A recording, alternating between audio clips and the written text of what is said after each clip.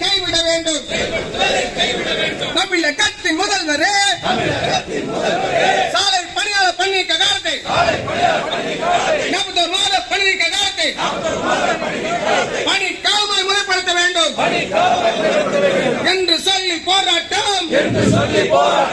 தமிழக முதல்வரை நேரில் சந்தித்து கோரிக்கை சாசனம் வழங்கும் இயக்கம். ஒன்றுபடுவோம், போராடுவோம், போராடுவோம், முன்னேறுவோம். தோற்றதில்லை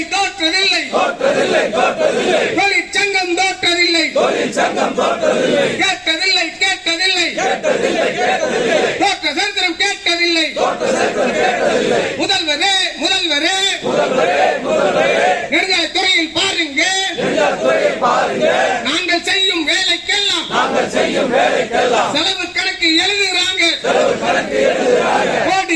கோடி ரூபாய் அள்ளிக்கொண்டு போறாங்க. அதிகாரிய பார்த்தாக்க அரசாலை பணியாளர் கோரிக்கையை 41 மாத பணிநீக்க காலத்தை முறைப்படுத்த இயலாது என்று மறைமுகமாய் சொல்றாங்க. நீதிமன்ற தீர்ப்பை கூட மதிக்காமல் இருக்கிறாங்க. வேண்டாமே அரசுக்கு அவப்பெயரை ஏற்படுத்தும் விதத்திலே செயல்படும் பொறியாளர், தலைமை பொறியாளர், முதன்மை இயக்குநரின் பேச்சுக்களை நம்பிதான் 10,000 குடும்பங்களின் வெறுப்பை அரசின் மீது சம்பாதிக்க வேண்டாம். நிறைவேற்ற வேண்டும்.